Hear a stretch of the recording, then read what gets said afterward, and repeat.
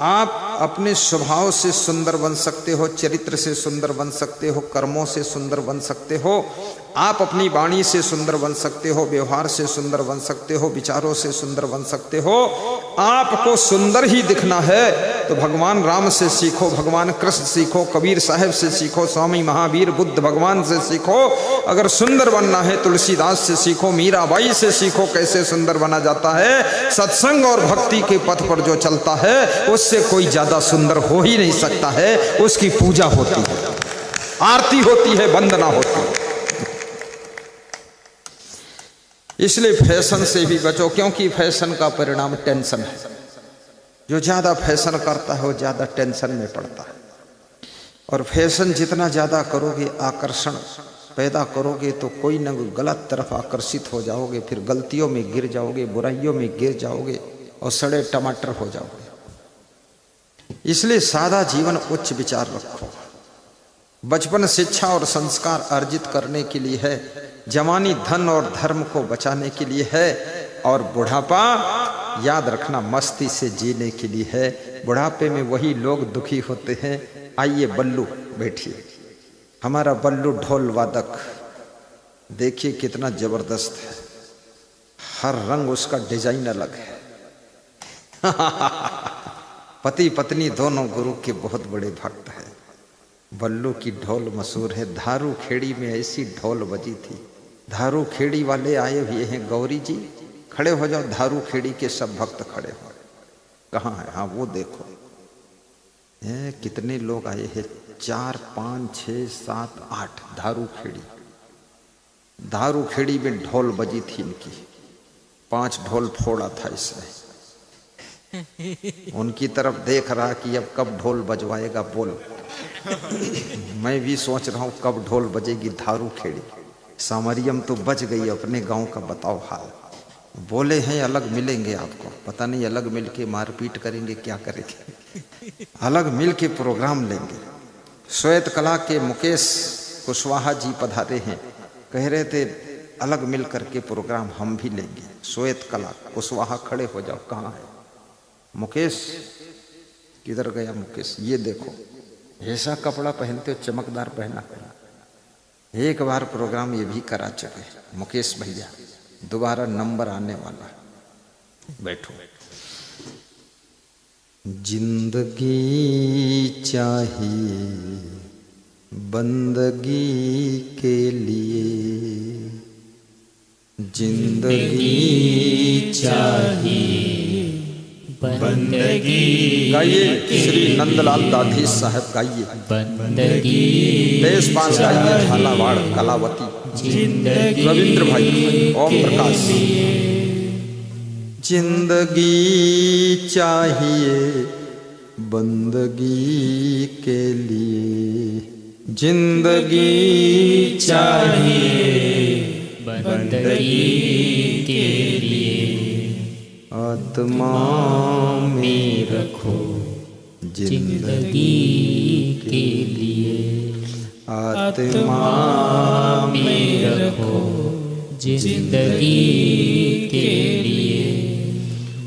रहना लखीमपुर के रहने वाले। संत लोग गाइए, मैं नहीं गाऊंगा। लखीमपुर के, लखनऊ के, जहाँ के हैं वहाँ का। उन्हीं का क्षमा, कामे उन्हीं का क्षमा, नामे उन्हीं का क्षमा, कामे उन्हीं का क्षमा।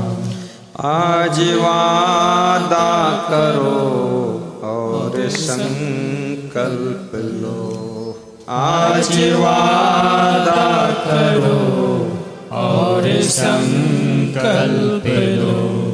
कर्म अच्छे करो जिंदगी के लिए, कर्म अच्छे करो जिंदगी के लिए। जिंदगी चाहिए बंदगी के लिए, जिंदगी चाहिए बंदगी के लिए। आत्मा में रखो जिंदगी के लिए, आत्मा में रखो जिंदगी के लिए। बोलिए सद्गुरु भगवान जय। लूटना है लूट लो बिन दाम राम बिकात है, जिन जिन संबल ना की वर्षपुर पाटन पाए। सदगुरु कबीर साहब कहते हैं ऐसे सुंदर मनुष्य जीवन को प्राप्त करने के बाद भी जिन जिन लोगों ने भक्ति नहीं किया, गुरु नाम नहीं सुना, सत्संग नहीं सुना, साधना नहीं किया, स्वाध्याय भी नहीं किया, 2 मिनट का ध्यान भी नहीं लगाया, ऐसे लोग अवसर को खो रहे। प्रकृति सबको अवसर देती है, लेकिन अवसर को मनुष्य समझ नहीं पाता है और अवसर हाथ से निकल जाता है। जब तक अवसर को देखता है तब तक अवसर जा चुका है। गोल्डन चांस सबको मिलता है। अपनी शक्तियों को एकाग्र कीजिए, चंचल मन को वश में कीजिए। मोबाइल के यूट्यूब चैनल में असंग देव सर्च करके नित्य प्रवचन का लाभ लीजिए। सत्संग सुनने से मन धीरे धीरे समझदार हो जाता है। सत्संग सुनने से धीरे धीरे सहन शक्ति बढ़ती है और गुस्सा कम हो जाती है। आज एक सज्जन मिले थे, कह रहे थे कि आपका सत्संग रोज सुनता हूँ, लेकिन पूरा अमल नहीं कर पा रहा। आधा तो आचरण में उतर जाता है और आधा तो ऊपर ऊपर निकल जाता है। नित खरसान लोह घुन छूटे, नित की गोष्ठ माया मोह टूटे। सदगुरु कबीर साहब कहते हैं जैसे खरसान जिस पर लोहे को रखने से, छुआने से जब लोहा उस पर रगड़ता है तो उसमें लोहा में धार बन जाती है, उसको खरसान कहते हैं। और किसी किसी प्रदेश में उसको सान कहते हैं। कहते हैं खुरपी, हंसिया, तलवार, चाकू के ऊपर सान रखवा लो। सान यानी धार रखवा लो। तो ऐसा लोहा होता है, उस पे जब रगड़ते हैं वो घूमता है मोटर से, और उस पे छुआते हैं तो धार तेज हो जाती है। नित खरसान लोह घुन छूटे। अगर नित्य उस पर थोड़ा रगड़ दो तो फिर लोहे में मूर्छा नहीं लगेगा, जंग नहीं लगेगी, साफ रहेगा। लोहे का दुश्मन जंग है, मूर्छा है, वो लोहे को खा जाता है। लकड़ी का दुश्मन दीमक है, लकड़ी को अंदर अंदर खा जाती है। मनुष्य के शरीर का दुश्मन चिंता है, वो धीरे धीरे अंदर से खोखला कर देती है। चिंता ऐसे है जैसे लकड़ी में लगा हुआ दीमक, ये शरीर में दीमक का काम करती है चिंता। जब कोई चिंता अंदर बैठ जाती है, बाहर से देखने में तो शरीर आपका ठीक दिखता है, लेकिन भीतर भीतर चिंता की दीमक तुम्हारे शरीर को बलहीन बना देती है, खोखला कर देती है। अब मरे, अब मरे, अब मरे, कब मरे, जब मरे, तब मरे, लेकिन जल्दी मरेंगे आप। चिंता आपको शीघ्र मृत्यु तक पहुंचा देती है। और मृत्यु जब होती है तो मृत्यु होने के बाद ये शरीर चिता पर पहुंच जाता है। चिंता और चिता एक बिंदु का फर्क है। चिंता जीवित को जलाती है और चिता मुर्दे को जलाती है। और चिंता कोई और नहीं है। हर पत्नी चाहती है मेरे पति की उम्र अधिक हो, इसलिए करवा चौथ में पति के लिए व्रत रहती है स्त्री और पूजा करती है कि पति आयुष्मान हो। लेकिन पति आयुष्मान कैसे होगा? हर पुत्र चाहता हमारे माता पिता की लंबी आयु हो, अधिक समय तक रहे, पर कैसे लंबी आयु होगी? हर पति चाहता जब तक मैं न मरूं तब तक मेरी पत्नी न मरे, उसकी भी उतनी ही लंबी आयु हो जितनी मेरी लंबी आयु हो। मैं मरूं उसके एक दिन बाद भरे मेरी पत्नी मर जाए, पर मैं जब तक न मरूं तब तक वो न मरे, क्योंकि ऐसी पत्नी कहाँ मिलेगी? वास्तव नहीं मिलेगी। तुम्हारी पत्नी जैसी दुनिया में दूसरी पत्नी ही नहीं है, क्योंकि तुमको प्रेम से खिलाती भी है और गलती करते हो तो डांटती भी है, और थोड़ा घुड़क देती है तो लाइन पर आ जाते हो। ऐसी पत्नी मिली है। साथ नहीं छोड़ना चाहता, परंतु याद रखना, केवल सोचने से, कहने से, मन में बात रखने से कि पिताजी की उम्र ज्यादा हो, माँ की उम्र ज्यादा हो, पत्नी की उम्र बहुत लंबी हो, पति की उम्र लंबी हो, ऐसे लंबी नहीं होगी। चाहे जितने करवा चौथ के व्रत रह लो, चाहे छठ का व्रत रह लो, चाहे अट्ठी का व्रत रह लो, चाहे फट्ठी का रह लो, इससे कुछ होने वाला नहीं। होगा तो कहाँ से होगा? जहाँ से होगा तहाँ से होगा। मैं बताता हूँ, केवल यहाँ से होगा, सत्संग से होगा। इससे सबकी उम्र बढ़ सकती है। सत्संग के शब्दों का प्रभाव पड़ना चाहिए। इतना जोर शोर से सत्संग सुनाता हूँ, लेकिन तुम्हारी ताली नहीं बजती है कि तुम तादाद से ज्यादा चिंता में अभी भी डूबे हो। हाँ, भीतर से चिंता में तो डूबे हो, लेकिन कम से कम इज्जत बचाने के लिए ताली तो बजा दिया करो, ताकि गुरु न जान पाए। हाँ, बजा के दिखाओ, नहीं हम समझ जाएंगे सब चिंता में।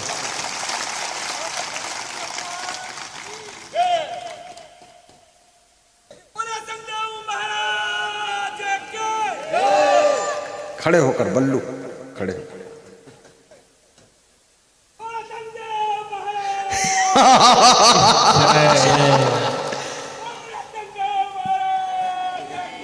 जय। बल्लू ने मूछे भी इसी मॉडल की बनाई है, जय वाली।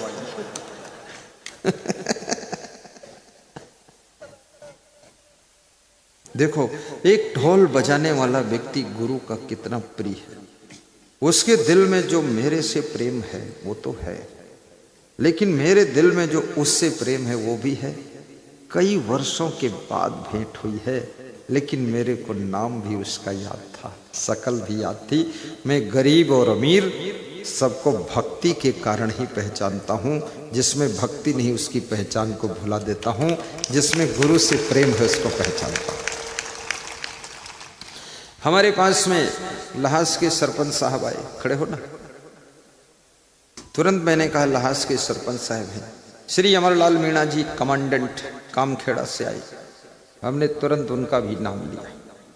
भूलना नहीं चाहिए, सबको प्रेम बहुत है। और राजस्थान ये प्रेम का स्थान है, भक्ति का स्थान है, वीरों का स्थान है, सेवा का स्थान है और दाल बाटी का स्थान है।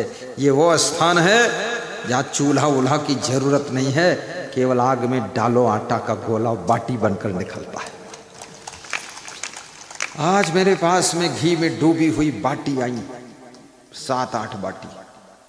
बाटी का नाम सुनते ही मैंने कहा खोलो ढक्कन, डब्बा दिखाओ। खोला तो घी में डूबी हुई थी, पूरा घी टपक रहा था, टपकी जाए बाटी घी से। तो फिर मैंने कहा दाल खोलो, दाल देखा, दाल में भी गजब। हमने कहा बंद करो जल्दी ठंडी हो जाए। बोला आप ले लो गुरुजी। हमने कहा दृष्टि भोग लगाऊंगा, क्योंकि प्रवचन करना है। ऐसी बाटी खा लिया तो पेट के अंदर मल्ल युद्ध शुरू हो जाए। तुरंत ऊपर भेजा संतों के लिए। हमने कहा संतों को बेहोश करो, खिला दो। मुझे प्रवचन देना, बाटी नहीं खाऊंगा, देखूंगा कल, क्योंकि बाटी को हजम करने के लिए भी बहुत टाइम लग जाता है। और अपन तो वैसे भी बुद्धि का काम है, ज्यादा मेहनत का काम है नहीं। राजस्थान में बाटी की सेवा मशहूर है। मैं तो कहूँगा श्री बद्री साहब से, राजस्थानी साधु, एमपी के साधु और वो अनमोल साहब मिल करके, हाँ ये दोनों साहब मिल करके कल बाटी अलग से बना दो। कल बना दो तुम खा लो और परसों बना दो तो हम खा लें। क्योंकि परसों प्रवचन है नहीं, खा लेंगे बेहोश पड़े रहेंगे तो भी चलेगा। जिस दिन प्रवचन होता है हम कुछ खा भी नहीं सकते, बड़ा व्रत रहना पड़ता है, बहुत सावधान रहना पड़ता है, क्योंकि यहाँ छींका छाकी करे और यहाँ खांसा खोसी करे। अरे यहाँ खांसने के लिए आए हो कि सबकी खांसी मिटाने आए हो? यहाँ बीमार बनकर नाक टपका रहे हो। ए गुरु जी बीमार मत होना, बिल्कुल ठीक, शुद्ध रहना। तो गुरु के लिए बड़ी चुनौती है, कसौटी है। मैं तो आपको भी कहूंगा आप भी स्वस्थ रहे, ज्यादा चिंता मत किया करो। ये संसार तो ऐसे ही चलता है। तुम्हारे पिता, पिता के पिता, पिता के पिता के पिता, पिता के पिता के पिता, पिता पिता, कितने पिता, हजारों पिता के ऊपर लाखों पिता, सब चिंता कर करके टेंशन में रह कर मर कर चले गए। लेकिन तुम तो दांव खेल जाओ, बाजी मार जाओ। तुम चिंता बिल्कुल मत करना, केवल काम करो, चिंता मत करो। सही डिसीजन लो, सही फैसला लो, सही निर्णय लो, सही टाइम पर कार्य करना शुरू करो। और काम जब तक पूरा ना हो जाए पीछे मुड़ के देखना नहीं है। और जब तक सांस है तब तक विकास करना है, बैठना ही नहीं। उन्नति में ही शांति है, प्रगति में ही शांति है, सदगति में ही शांति है, और संपत्ति में भी शांति है। कंगाल से जंजाल अच्छा होता है। गरीबी की टेंशन एक अलग ही होती है, इसलिए गरीब मत बनना, अमीर बनकर रहो। और शाम को गुरु जी का ध्यान करके सो जाओ। और ध्यान बैठकर मत करना, लेटे लेटे ध्यान करो। और ठंडी में रजाई ओढ़कर ध्यान करो, और गर्मी में मच्छरदानी लगा के ध्यान करो, पंखा एसी कूलर चलाकर ध्यान करो। शरीर में असुविधा भी ना हो, बड़ी आराम रहनी चाहिए। लेटे लेटे ध्यान करो, ऐसा ध्यान लग जाए कि 6-7 घंटे आँख खोले ही ना। सवेरे 5 बजे 4 बजे गुरु की याद में आँख खोलनी चाहिए। गुरु का ध्यान लेटे लेटे करना चाहिए। सवेरे अगर ध्यान करता है ना तो बैठे बैठे ध्यान करना। सवेरे मत लेट जाना, रात की बात कर रहा हूँ। तुम सवेरे से लेट जाओ, 6 घंटे लेटे रहो, चौपट हो जाएगा। सवेरे से नहीं लेटना है। हमारे गुरु जी के ऊपर चंवर डुला रहे हैं हमारे महान भक्त श्री रामकरण जी। अब दूसरा बच्चा चंवर डुला रहे, दिनेश साहब चंवर डुला रहे। मैं तो कहता हूँ रथ पर भी सबने चंवर डुलाया था, बग्घी पर। हमने सबको बुलाया कि थोड़ा थोड़ा डुला दो। एक आदमी थक भी जाए, 2 घंटे शोभा यात्रा, यहाँ भी थोड़ा थोड़ा डुला लो। 10 मिनट 10 मिनट तो डुला सकते। चंवर सेवा है। गुरु जी के ऊपर कौन तुम्हारे चंवर डुलावे और कौन करे गुणगान गुरु जी। आरती हो जय आरती हो गुरु जी।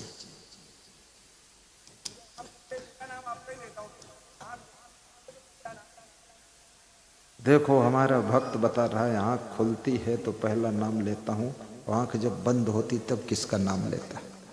मेरा ही। बंद में मैं, खुली में मैं।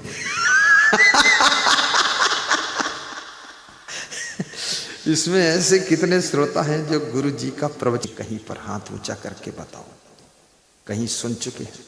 ये तो सब पुराने मॉडल के ही लोग हैं, सब सुन चुके हैं, इसीलिए तो जानते हैं वो हंसने वाला गुरु आ रहा है। जम के हंस लो, बस मजा आ जाए। मजा लूट बंदे साहेब बंदगी का, नहीं है भरोसा इसे जिंदगी का।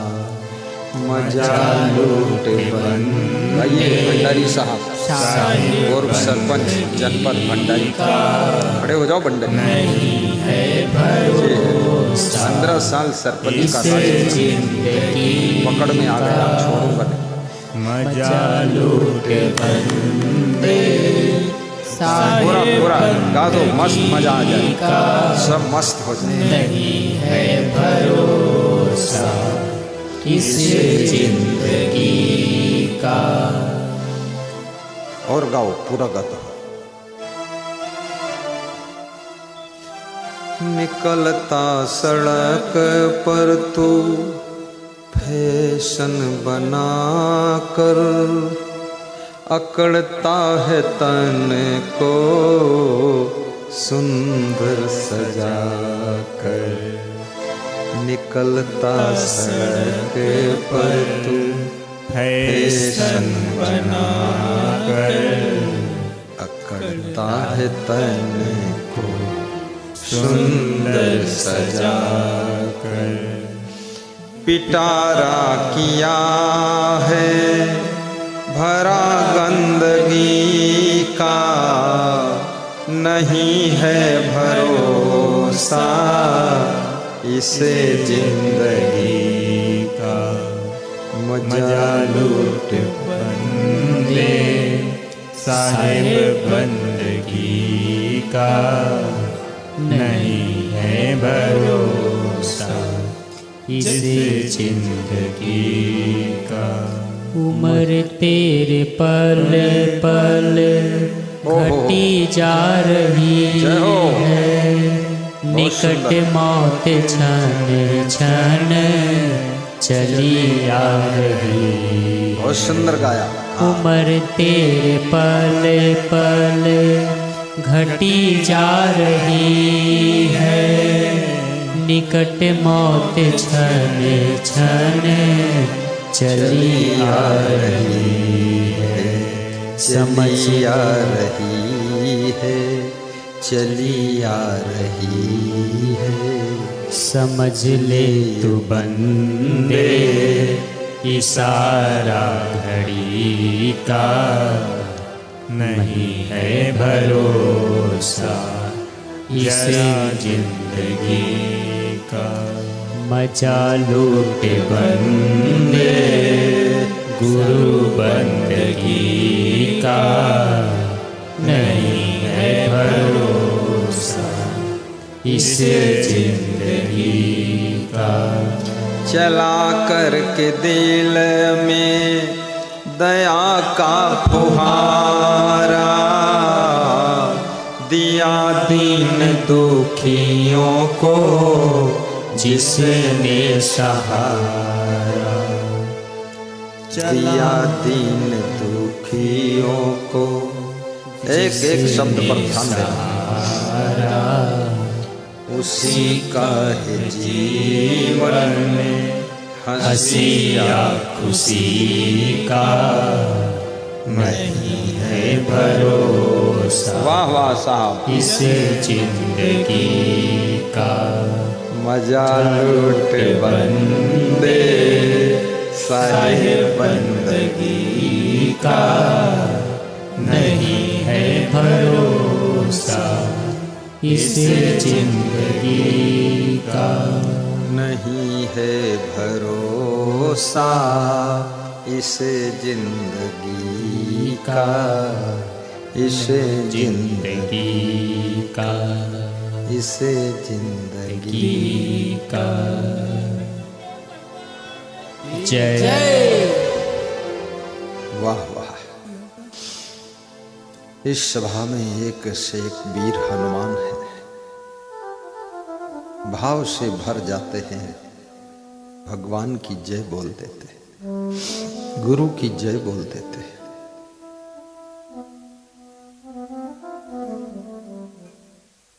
जिन जिन संबल ना कियो, अशपुर पाटन पाए। कबीर साहब द्रवित हो गए, कहते हैं ऐसा सुंदर मनुष्य का शरीर पाकर। पुर माने नगर होता है, मनुष्य शरीर रूपी नगर को पा गया, शरीर नगर।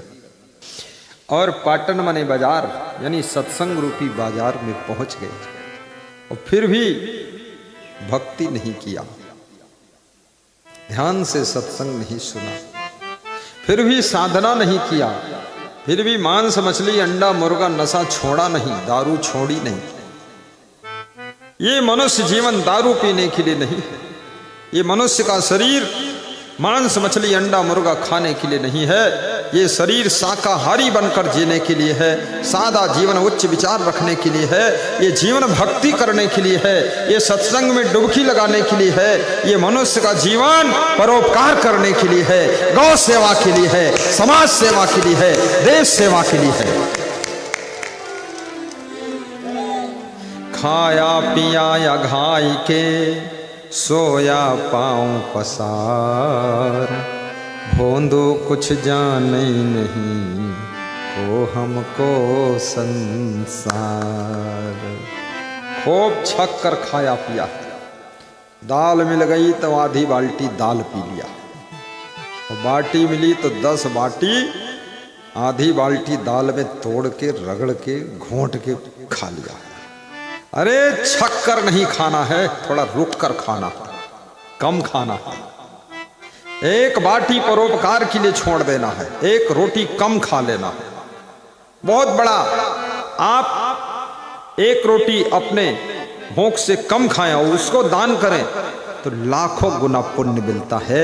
जो अपने भोजन की खुराक से तुम दान देते हो वो बहुत बड़ा दान होता है, बहुत बड़ा दान होता है। राजा वीरभद्र की कथा है।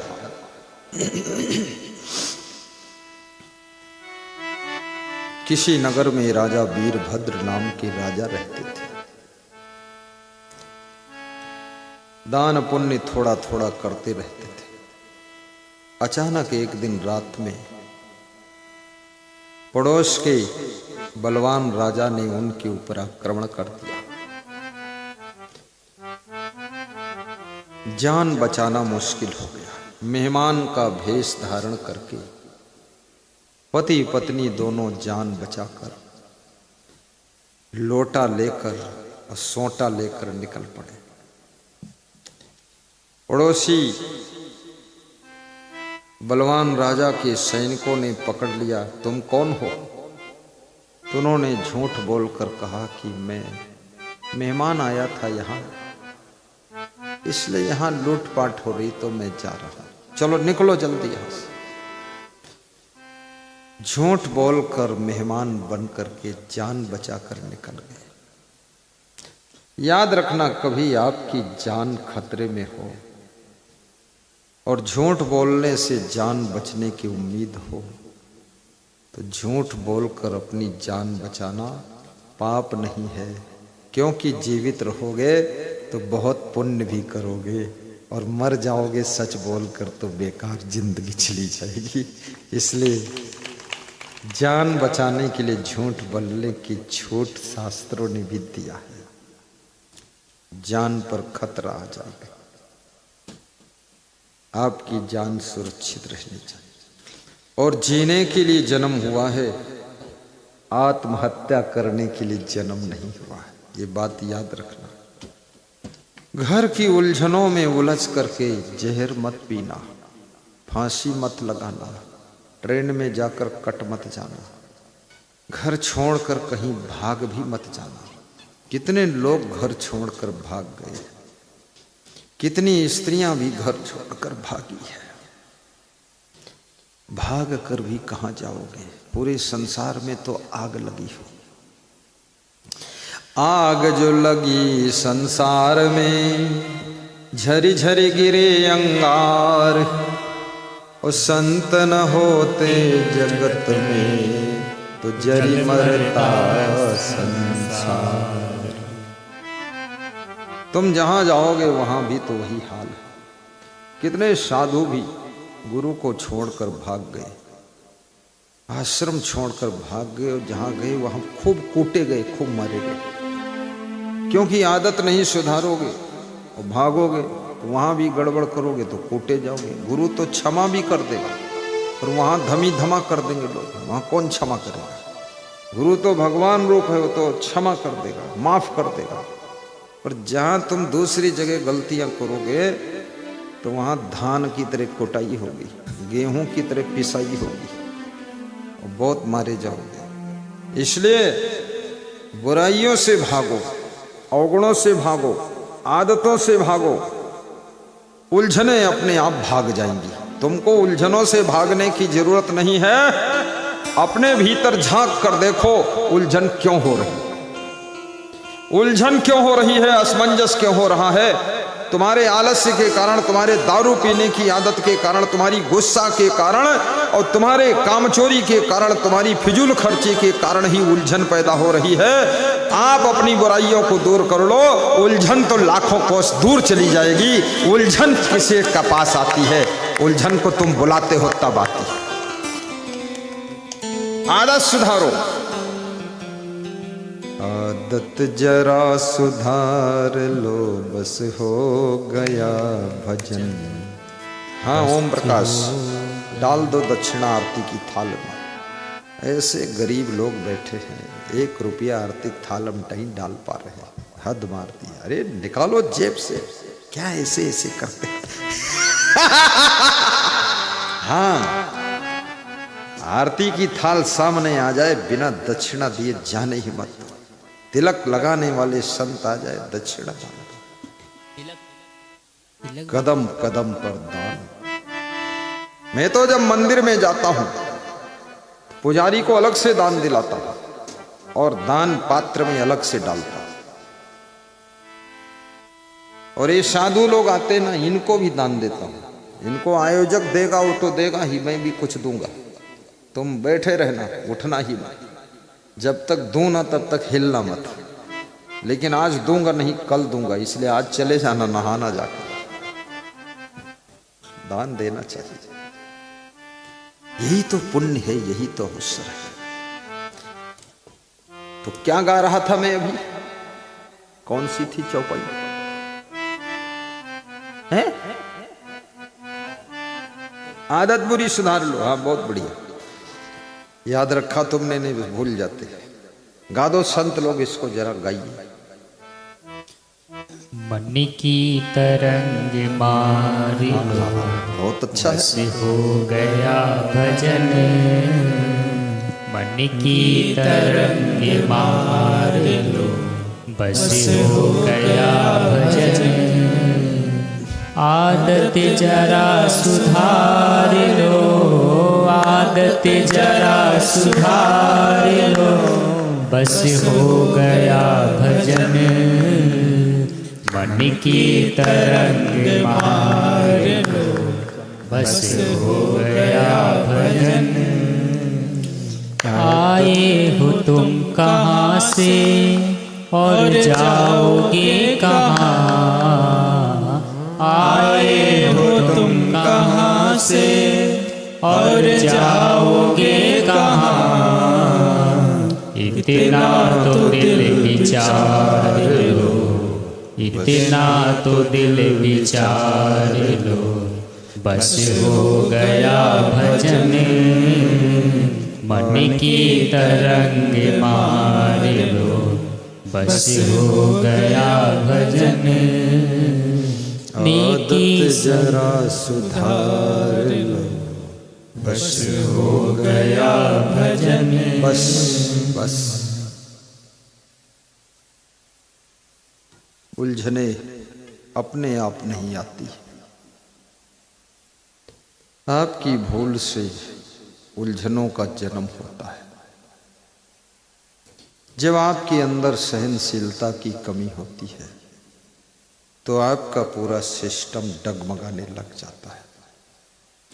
जब आपके अंदर तादाद से ज्यादा कामनाएं समुद्र की लहरों की तरह उफान भरती है तो आपका मन उलझनों का केंद्र बन जाता है। निष्काम होकर के कर्म कीजिए, सास ससुर की सेवा भी निष्काम होकर कीजिए। जब निष्काम होकर के तुम सेवा करते हो, अपने माता पिता की सेवा, गौ सेवा, मंदिर की सेवा, आश्रम की सेवा, गुरु की सेवा, संत की सेवा, बच्चों की सेवा, परिवार की सेवा, कुटुंब की सेवा, ग्राम की सेवा, देश की सेवा, निष्काम हो करके जब करते हो तो मन को बेहद प्रसन्नता की प्राप्ति होती है। निष्काम भाव से किया हुआ कर्म भी आपको 1000 गुना ज्यादा फल देता है। इसलिए याद रखना, सकाम कर्म चिंता और टेंशन देता है, निष्काम कर्म प्रसन्नता और आनंद देता है और फल भी देता है। गौ सेवा भी करो, निष्काम भाव से करो। और कभी कभी ऐसा होगा कि तुम माता पिता की सेवा करोगे लेकिन फल किसी दूसरे के माध्यम से मिलेगा। कभी कभी ऐसा होगा कि नाना नानी की सेवा करोगे लेकिन फल कोई दूसरा दे जाएगा। और कभी कभी ऐसा होगा कि आप ग्राम की सेवा करोगे और फल पूरे जिले से तुम्हारे पास में दौड़ कर आएगा। उन्नति का साधन सेवा है, जिससे ही आत्म शुद्ध होती, पर लोभी मोही अभिमानी सेवक पद पाना क्या जाने। राजनेता भी कहता है कि हम तो जनता के सेवक हैं। कितनी बड़ी बात कहता है, मैं जनता का सेवक हूं। और 100 नेताओं में से 70% नेता वास्तव में जनता के सेवक ही होते हैं, भाव से सेवा करते हैं। 30% थोड़ा सेवा में कमजोर रहते हैं, डेड बॉडी रहते हैं, आराम करते रहते हैं। लेकिन 70% नेता बहुत एक्टिव रहते हैं, रात में सो नहीं पाते हैं, दिन में ठीक से बैठकर खा नहीं पाते हैं और सोचते रहते हैं और क्या करना है, क्योंकि उनकी वो दशा है एक अनार 100 बीमार वाली। एक नेता को लाखों लोगों से मिलना है, हजारों लोगों से मिलना है, हजारों की समस्याएं सुनना है और समाधान करना है, पूरे क्षेत्र को देखना है। एक छोटा सा परिवार संभालने में भी तो आदमी थक जाता है, लेकिन इतने बड़े क्षेत्र को संभालने में एक नेता की क्या दशा होती होगी वही जानता है। बहुत कठिन काम है। राजनीति के माध्यम से सेवा कीजिए, चिकित्सा के माध्यम से भी सेवा कीजिए। चिकित्सा को व्यवसाय मत बनाइए।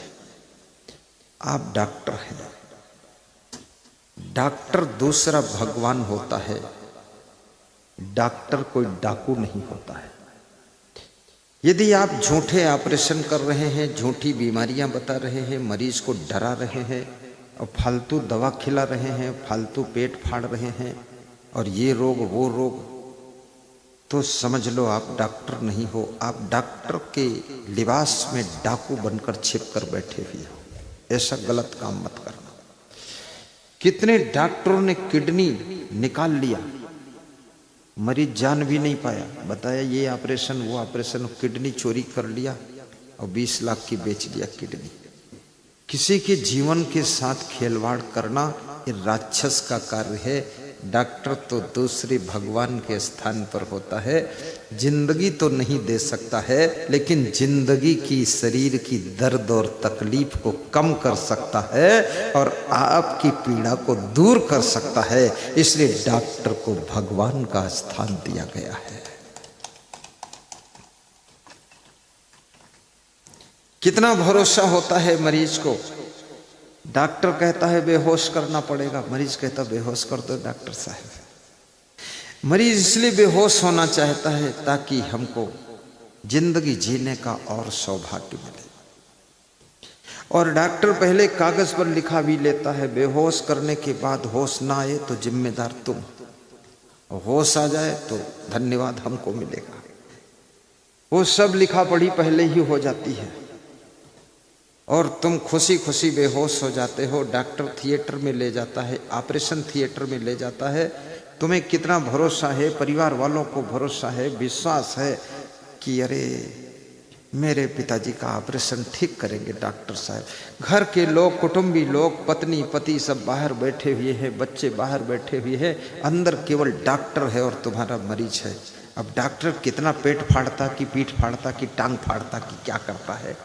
तुम भरोसे पर अपने प्रियजन को, अपने कुटुंबी जन को डॉक्टर के हाथों में ऑपरेशन थिएटर में सौंप देते हो खोपड़ी का ऑपरेशन कर रहा। और डॉक्टरों में भी 90% डॉक्टर सच्चे होते हैं, भगवान का रूप होते हैं, वो ये लफंगई वाला काम नहीं करते हैं।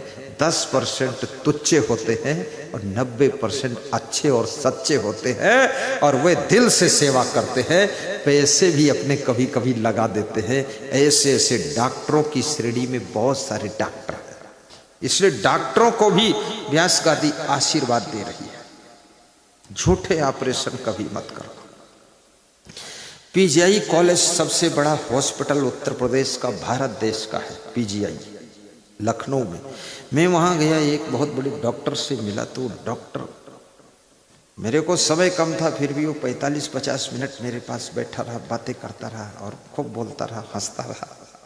फिर मेरे से बोला, गुरुजी आप तो जाओ, कोई दवा ववा की जरूरत ही नहीं, सब ठीक है। तो हमने कहा, बोले दवा से ठीक होगे ही नहीं, आप तो अपनी तपस्या से सब ठीक है, जाओ निकलो। तो हमने कहा क्या बात? तो बोले बात कुछ नहीं है, आप गुरुजी हैं इसलिए सच्ची बात बता रहा हूं। बोले दवा खा के और ज्यादा बीमार हो जाओ, आप जाओ रोटी दाल खाओ जाकर। उसने बताया सोयाबीन खाइए, सोयाबीन। तो मैंने कहा सोयाबीन के लिए तो मुझे राजस्थान जाना पड़ेगा, वहां सोयाबीन मिलेगी।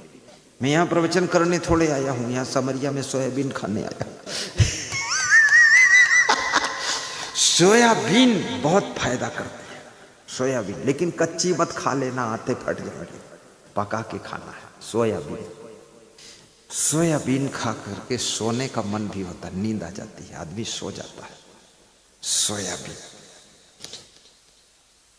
कोई भोजन है उसको प्रेम से खाओ, गुस्सा में मत खाओ, नाराजी में मत खाओ, लालच में मत खाओ, ज्यादा मत खाओ, चबा चबा खाओ, जल्दी जल्दी मत खाओ, अल्लम जल्लम मत खाओ, भोजन अमृत हो जाएगा। भोजन से ही शरीर डिस्टर्ब होता है, इस बात का ध्यान रखो। टाइम पर भी खा लो, कभी दोपहर में खा रहे हो, कभी शाम खा रहे हो, कभी आधी रात खा रहे हो, कभी सुबह खा रहे हो, और कभी नहीं खा रहे हो, कभी भूखे घूम रहे हो, कभी ये कर रहे हो, ऐसे नहीं, थोड़ा सा खा लीजिए, थोड़ा सा।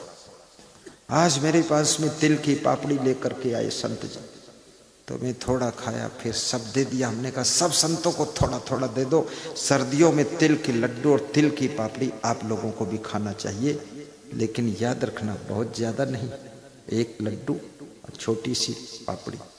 अब ऐसा नहीं गुरुजी ने कह दिया तिल की पापड़ी खाना चाहिए और तिल के लड्डू खाना चाहिए, तो कल से जाकर तिल के लड्डू पर टूट पड़ो तो कुछ और गड़बड़ हो जाएगी। थोड़ा ही खाना है, सर्दियों भर खाना है। और हमारे संतों के लिए कल सभी भक्त लोग तिल के लड्डू या तिल की पापड़ी ला सकते हैं, क्योंकि हमारे साथ मंडली बहुत बड़ी है, तो इनको सबको मैं दे दूंगा 20-20 लड्डू, एक एक लड्डू रोज खाते रहेंगे। सबका लड्डू का ही भंडारा होना है, अपने अपने साथ लेकर आना लड्डू। वो बूंदी वाला लड्डू मत लाना, नुक्ती वाला लड्डू मत लाना, तिल वाला लड्डू। जानते हो कि नहीं जानते हो? तिल का लड्डू भेंट करना है कल गुरु को, चुनौती है, आमंत्रण है, तिल लड्डू। और एक लड्डू तुम भी खा लेना, लेकिन उसमें जूठा मत करना।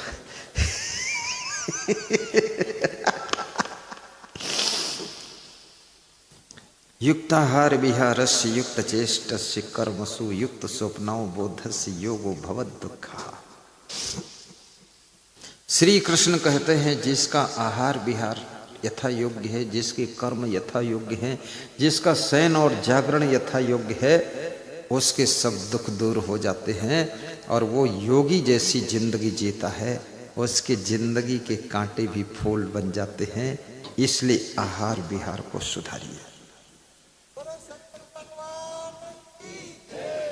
दोपहर में भोजन करिए, थोड़ी देर वज्रासन में बैठिए। शाम को भोजन करिए, 10 मिनट पैदल थोड़ा टहल लीजिए। भोजन करने के आधा घंटे के बाद गरम गरम पानी पी लीजिए, कम से कम 1 लीटर घोंट घोंट कर सीप सीप कर पीजिए। देखिए सारा भोजन चूरन जैसा हजम हो जाए। गरम गरम पानी, उसके बाद नॉर्मल पानी पियो, कभी गरम पियो ही मत, क्योंकि भोजन गरम, पानी गरम, अंदर जठराग्नि गरम, गरम में गरम, और सब गर्मा गरम सब हजम हो जाएगा। ये पूरा फार्मूला बता दिया हूं। और 24 घंटे में 2-4 बार हंस भी दिया करो, थोड़ा जोर से हंस दिया करो। आंतें हिल जानी चाहिए, शरीर हिल जाना चाहिए, आंखों में आंसू भर जाना चाहिए, और इतना जोर से हंस दीजिए।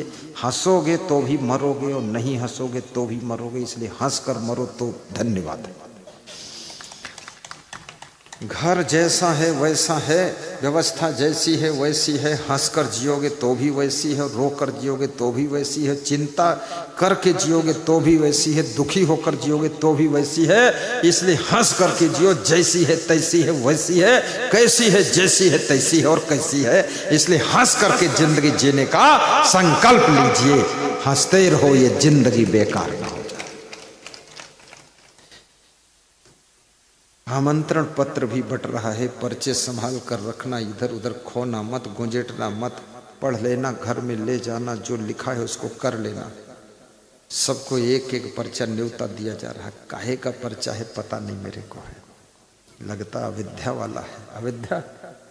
अविद्या का पर्चा है। प्रबंधक जी बता रहे आश्रम निर्माण हो रहा अयोध्या में।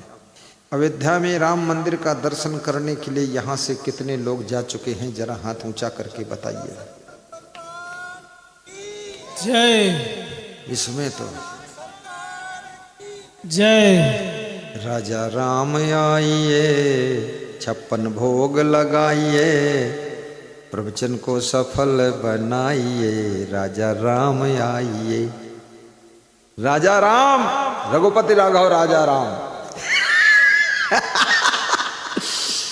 भगवान राम का मंदिर इतना भव्य बना हुआ है अयोध्या में, देखने योग्य है, दर्शन के योग्य है। यहां से काम नहीं चलेगा, वहां जाना पड़ेगा।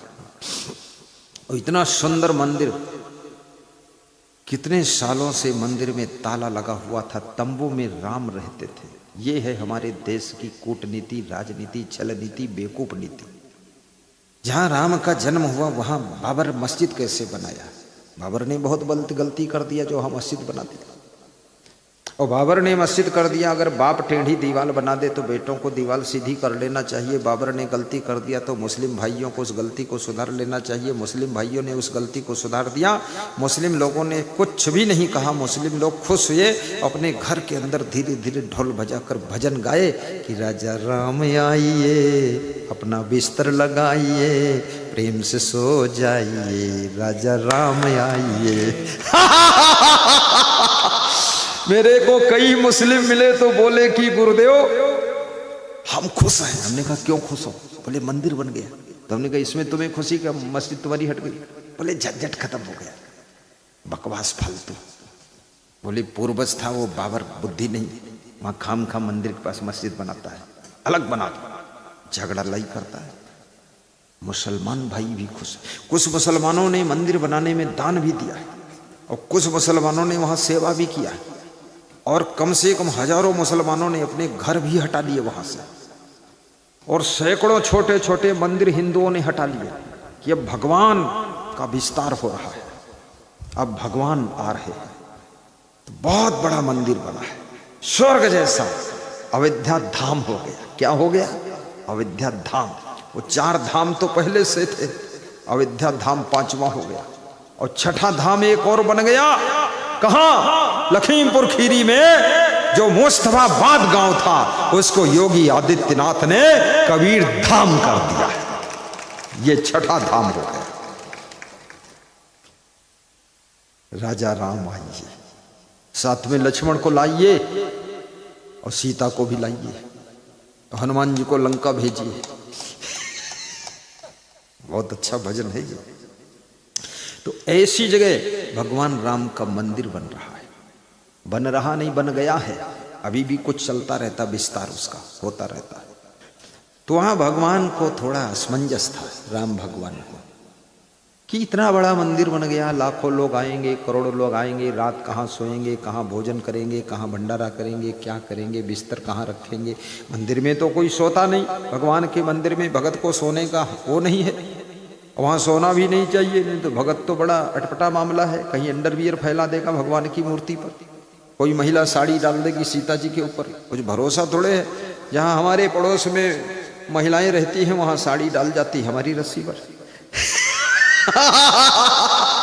हाँ, उत्तर प्रदेश में एक कार्यक्रम था, वहाँ बहुत भीड़ थी, आश्रम था, तो मेरे ऊपर अंडरवियर फैला दिया मेरी से। हमने कहा इसीलिए भगवान के मंदिर में सोना मना है, वहाँ सोना मना, बिस्तर लगाना मना। राजा राम आइए 56 भोग लगाइए। तो ऐसा भगवान के मन में भाव जागृत हुआ। बिठा लीजिए, हमारे महान भक्त आ रहे। बिठाओ, एक सीट खाली कर दो, तीनों एक पर बैठ जाओ, तुम लोग उधर सेट हो जाओ। हाँ बस बैठो, बैठ जाओ। अरे वो तो पीछे चले गए घाटिया साहब। घाटिया साहब तो अरे आगे बैठो, घाटिया सब घाटा हो जाएगा, घाटिया पीछे बैठेगा, घाटिया आगे बैठेगे तो फायदा हो जाएगा।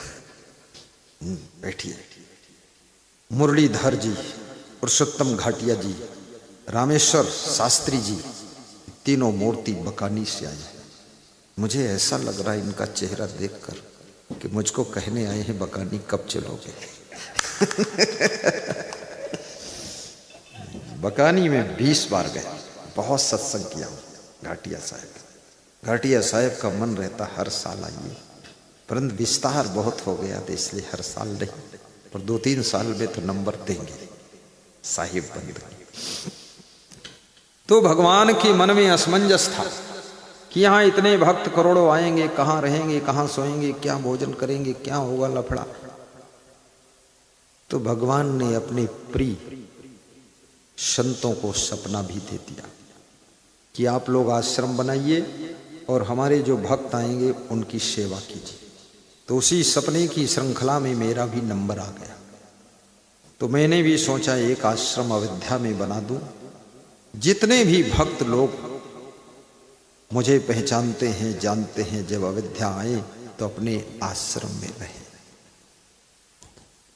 क्योंकि अयोध्या के होटल बहुत महंगे हैं, एक रात का किराया 3000, 4000, 5000, 2000, 2500, और अपने आश्रम में आओगे तो किराया की तो बात ही नहीं है। प्रेम से रहो, गुरु का भी दर्शन करो, मंदिर का दर्शन करो, सरयू में स्नान करो, बाथरूम में फिर स्नान करो, और प्रेम से झोला थैला रखो, भोजन भंडारा खाओ, अयोध्या का पूरा दर्शन करो, 84 कोसी, पंचकोसी, ये सब देखो। तो ऐसा मैंने भी सोचा ताकि भगवान का असमंजस खत्म हो जाए, उनके भक्तों की सेवा हो जाए। तो ये सोचा, अच्छा सोचा कि नहीं सोचा? बोलते क्यों नहीं हो? अच्छा सोचा?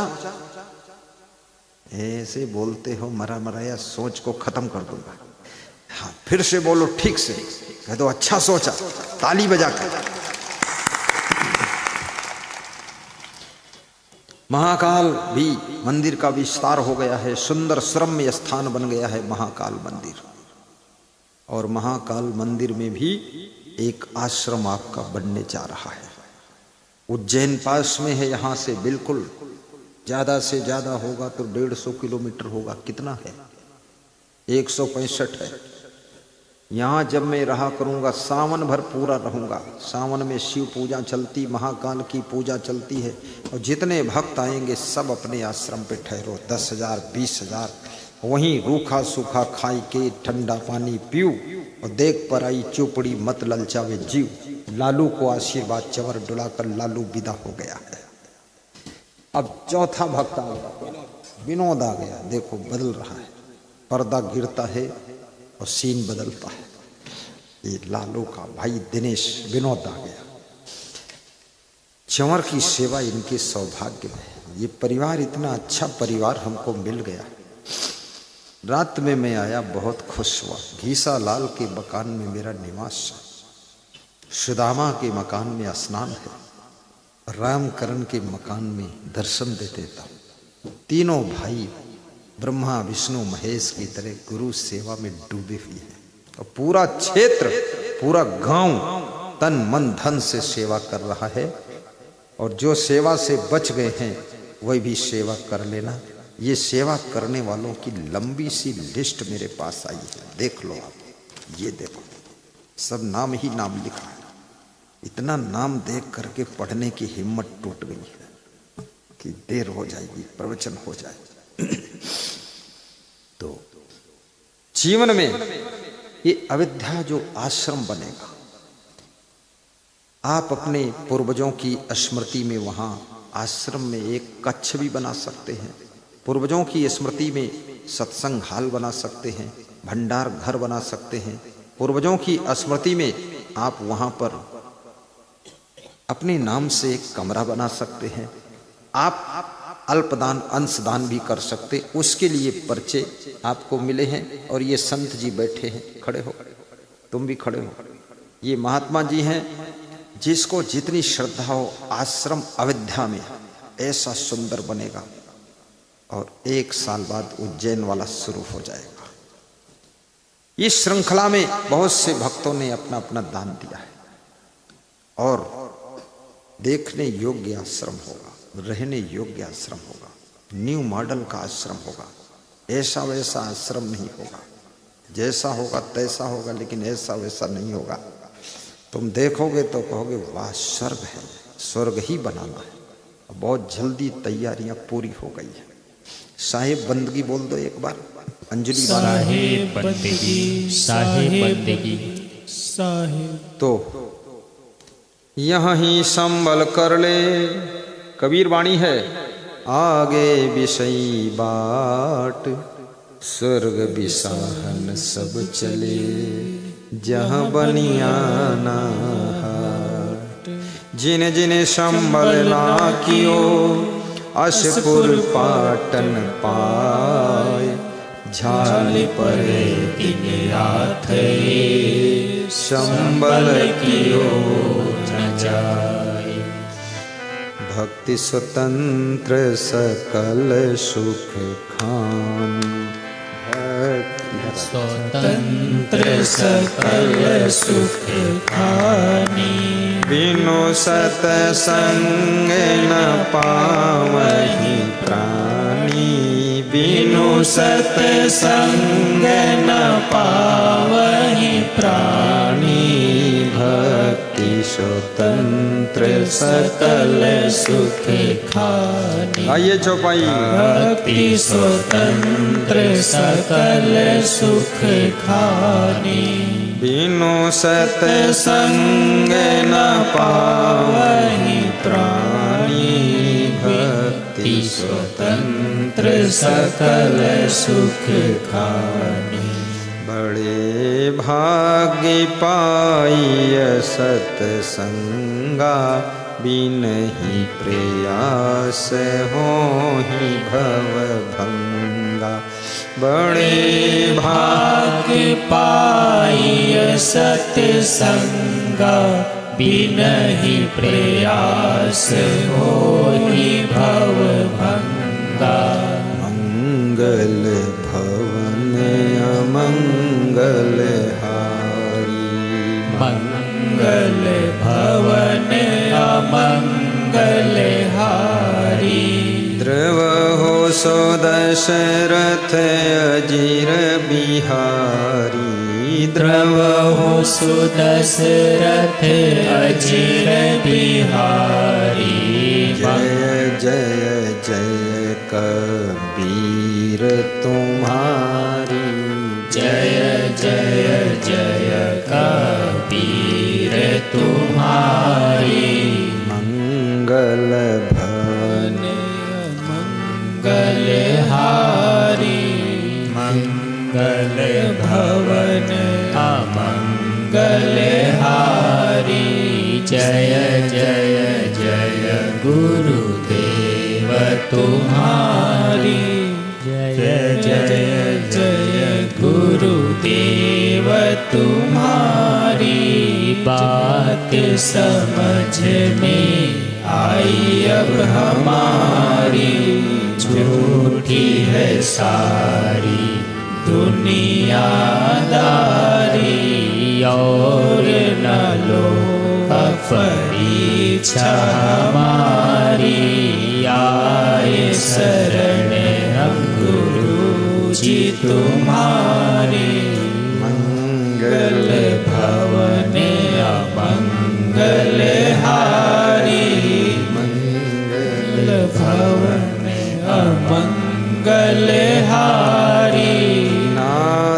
सकल संपदा तुम्हारी, नाथ सकल संपदा तुम्हारी, मंगल भवन अमंगल हारी, मंगल भवन अमंगल हारी, प्रभु सुदशरथ अचिर बिहारी, नाथ सकल संपदा तुम्हारी, नाथ सकल संपदा तुम्हारी, मैं सेवक समेत सुत नारी, मैं सेवक समेत सुत नारी, मंगल भवन अमंगल हारी, जय जय जय कबीर तुम्हारी, जय जय जय कबीर तुम्हारी। सदगुरु कबीर कहते हैं, ऐसा सुंदर नर्तन पाकर इसे केवल स्वार्थ में ही मत बिता देना, व्यर्थ में इसे मत खो देना, निरर्थक मत गंवा देना। थोड़ा समय परमार्थ के लिए, धर्मार्थ के लिए, गौ सेवार्थ के लिए भी निकाल लेना। जो मां तुमको जन्म देती है, 6 महीने 9 महीने दूध पिलाती है, उसके बाद तुमको अन्न खाने को कहती है, लेकिन गौ माता जीवन भर दूध पिलाती है। इसलिए जननी माता के बाद गौ माता की रक्षा, गौ माता की सेवा करने की जिम्मेदारी भी आपकी है।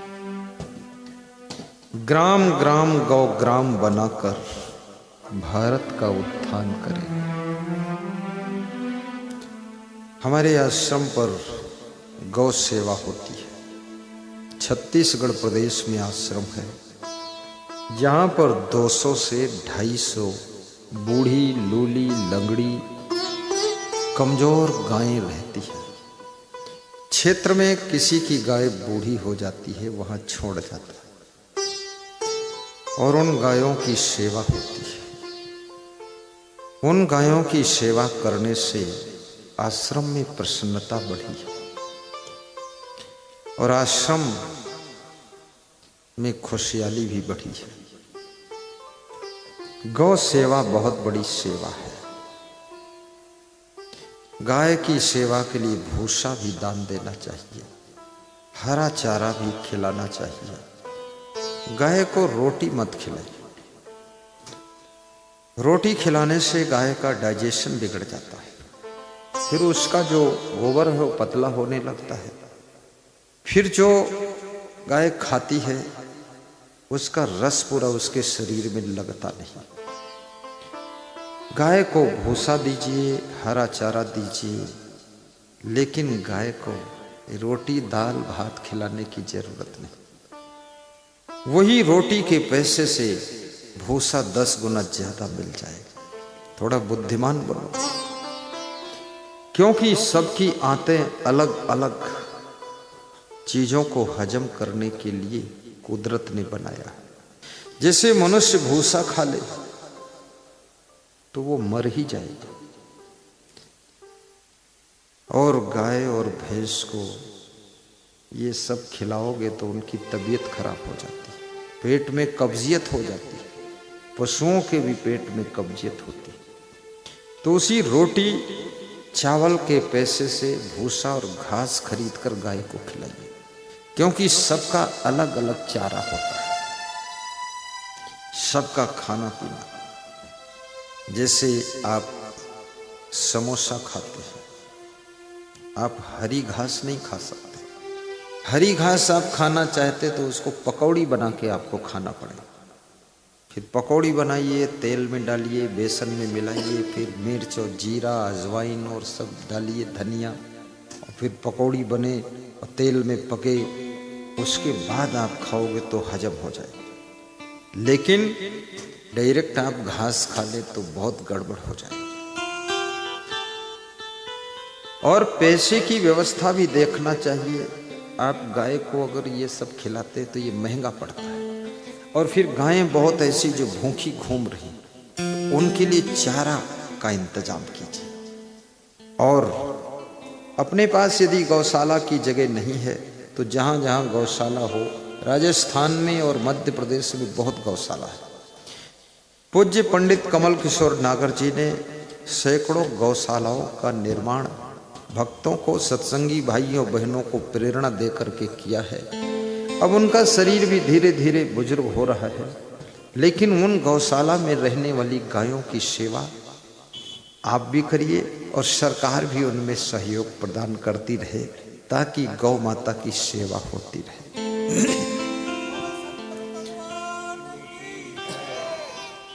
श्री कृष्ण भगवान को गायों से बहुत प्रेम रहता था। स्वयं भगवान गायों को चराने जाते थे और स्वयं भगवान बछड़ों के साथ में घूमते थे। और भगवान को बांसुरी से भी बहुत प्रेम था। बांसुरी लेकर के यमुना के किनारे कदम के वृक्षों की डालों पर बैठ करके कृष्ण मधुर मधुर बांसुरी बजाते थे। बांसुरी तो बांसुरी है, कोई भी म्यूजिक हो, चाहे आर्गन हो। जैसे अभी में पधरौनी चलना है तो मैं गया तो ये गोस्वामी जी थे, वो धोनी वाले बाबा के भक्त थे, मुझको ले गए। उनका प्रेम ज्यादा हो गया। विद्यानंद गोस्वामी नाम था। तो मैं मंदिर में गया, फिर बोले घर चलो तो घर गया, फिर बोले थोड़ा बैठो तो ढोल मंगाया उन्होंने। तो मैंने कहा ढोल कौन बजाएगा? बोले बेटा ढोल बजाएगा, बेटी भजन गाएगी। तो हमने कहा देर हो जाएगी। बोले देर की भी चिंता मिट जाएगी, बस सुन तो लो। बजी ढोल और भजन शुरू हुआ। वो जो बेटी गा रही थी वो कॉलेज कंप्लीट कर चुकी थी, आंसुओं से आंखें डबडबा गई। और बेटा जो ढोल बजा रहा था वो भी भाव में डूब गया। हमने कहा पंडित जी आप गोस्वामी हैं, पुजारी हैं, ज्ञानी हैं, ये ढोल क्यों रखे हो? बोले इस ढोल ने हमारे घर की चिंता को दूर कर दिया है। जब से महिलाओं ने ढोल बजाना बंद किया है तब से बहुत सी महिलाएं खुद ही ढोल हो गई। इसलिए ढोल हर महिला को आधा घंटे झमक के बजाना चाहिए और भजन गाना चाहिए। ये ढोल तुम्हारी बीमारियों को खत्म करेगी, चिंता को खत्म करेगी, मस्ती दे देगी और भक्ति को बढ़ा देगी और तुम्हारे शरीर में कोई रोग ही नहीं रहेगा। हाँ, बस यहाँ से छूटिए, एक एक ढोल खरीद कर लाइए। बजाना भी सीख लेना, नहीं तो ढोल से शोरगुल मचेगा, कुछ होगा नहीं। और ढंग से बजाइए। मंजीरा भी ले लीजिए। मैं छोटा था तो मेरे जन्मभूमि में एक कमरा बना हुआ था मेहमानों के लिए। तो उसमें मैं गया एक दिन, धीरे धीरे उम्र बढ़ी तो उसमें देखा मंजीरा रखा है, तबला रखा है, हारमोनियम रखी है, ढोल टंगी हुई है। तो मैंने अपने पिताजी से पूछा ये सब क्यों है, आप कुछ बजाते गाते क्या है? बोले तुमको क्या मालूम, अभी छोटे हो।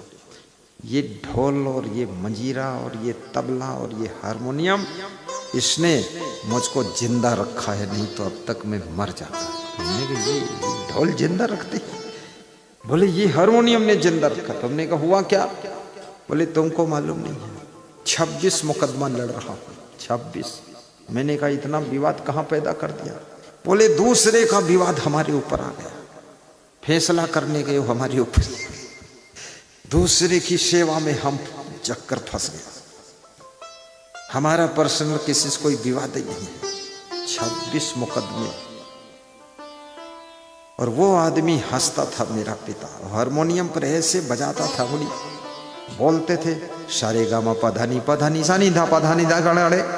तो मैं तो हंसने वाला आदमी था, मैं बैठ के हंसता था, सुनता था। और इतनी ऊंची आवाज में तराने में गाते थे, जबरदस्त।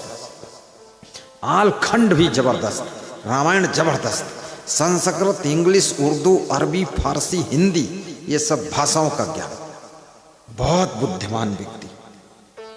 और परोपकार में सारे झंझट उनके ऊपर आ गए। तो हमने कहा अब मेरा जन्म हो गया, तुम्हारे मुकदमे सब साफ हो जाए। बोले साफ? जिस दिन से पैदा हुई हो 20 मुकदमा साफ हो गए, 5-6 बचे हैं। तो हमने कहा वो भी साफ हो जाए, अगला कोई झंझट मत करना, परोपकार करो पर बच के रहो। और उस हारमोनियम पर भजन गाने से उनका स्वास्थ्य अच्छा रहता था। और वो ऐसे गाते थे, कैसे गाते थे, एक कड़ी उनकी गजल सुनाता हूं। हर तबस्सुम खफा हो गया है, हर तमन्ना जुदा हो गई है। ऐसी ऐसी गजल कव्वाली, मुझको उसमें रुचि नहीं थी, लेकिन अब मुझे याद आता, मैं लिख लेता तो अच्छा रहता, साधु लाइन में काम आता, व्यास गादी पर गा देते। पर मुझे पता नहीं था कि मैं प्रवचन करूंगा, गाना पड़ेगा मेरे को भी। अब वो मर गए, वो सब बातें निकल गई, चली गई, गजल कव्वाली साथे में निपट गई, अब कहीं मिलती नहीं है। हर तबस्सुम खफा हो गया है, हर तमन्ना जुदा हो गई है। जब मैं साधु बना तो मुझको सुनाते थे ये गजल, कहते थे तुम्हारे लिए सुना रहा हूं। मैंने कहा मेरे लिए क्यों सुना रहे हो? बोले तुम साधु बन रहे हो तो मुझे थोड़ा दुख लग रहा। गमे यार तेरी बदौलत,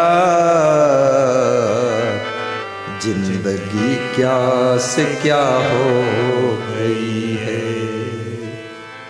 ए गमे यार, गमे यार, गम माने चिंता होता है, गम माने टेंशन होती है। ये चिंता तो मेरी ऐसी यार बन गई, दोस्त बन गई, साथ छोड़ती ही नहीं है, मेरे को छोड़कर जाती ही नहीं है। और तेरी बदौलत मेरी जिंदगी क्या से क्या हो गई है। ये चिंता को गमे यार कहते हैं। ए गमे यार तेरी बदौलत, जिंदगी क्या से क्या हो गई है। वास्तव में मनुष्य तो गुलाब का फूल है, कमल का फूल है, मनुष्य तो खिला हुआ गुलाब है। लेकिन चिंता, टेंशन, तनाव के बीच में मनुष्य की जिंदगी जो है मुरझा कर रह जाती है। इसलिए सारी चिंताओं को दूर करने का एक ही हॉस्पिटल है, वो है सत्संग। यहाँ आइए, एक ही गुरु है, वो डॉक्टर है जो आपकी चिंता का इलाज करेगा और आपके मन को निश्चिंत करेगा। बोलिए सद्गुरु भगवान की जय। हर तबस्सुम, बहुत प्रेमी आदमी है, चमर डोलाने आ गए। क्या नाम है? अमरलाल। देखिए अमरलाल, लाली मेरे लाल की भक्त है अमरलाल, चमर डुलाने आ गया, मार सके ना काल।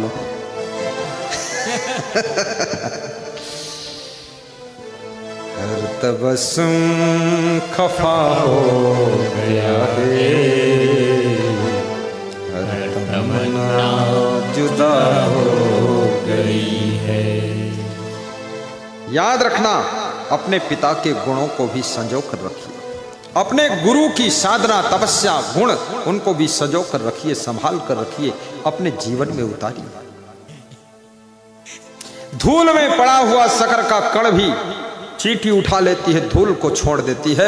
ऐसे याद रखना, किसी व्यक्ति में कोई अवगुण भी हो उसको धूल समझकर छोड़ दीजिए, लेकिन कोई एक गुण है उसको शक्कर का कण समझ करके उठा लीजिए, तो आपके जिंदगी में मिठास बनी रहे। बंद करूं कि 5 मिनट और सुनाऊं? बोलो, हटा दो माइक। ये हनुमान की गदा, ये हनुमान जी की गदा आ गई। अब युद्ध होगा खड़े होकर, प्रवचन होगा खड़े होकर। जिंदगी किराए का घर है, एक दिन खाली करना पड़ेगा। जिंदगी किराए का घर है, एक दिन खाली करना पड़ेगा। मौत जिस वक्त आवाज देगी, घर से बाहर निकलना पड़ेगा। मौत जिस वक्त आवाज देगी, घर से बाहर निकलना पड़ेगा। ये जिंदगी किराए का घर है। जिस घर में रहते हो, जिस गांव में रहते हो, परमानेंट नहीं है आप, वहां से ट्रांसफर होगा, निकलना पड़ेगा। जिस दिन मौत आवाज देगी, दरवाजा खटखटाएगी, तुमको निकलकर चलना पड़ेगा। इसलिए घर से निकलने से पहले, इस शरीर से आत्मा के निकलने से पहले, ये आत्मा कहां जाएगी उसकी तैयारी करिए। आगे जहां जन्म होना है उसके लिए पुण्य कमा लीजिए, सत्कर्म कर लीजिए, ताकि अच्छी जगह आत्मा जाकर जन्म ले। जय।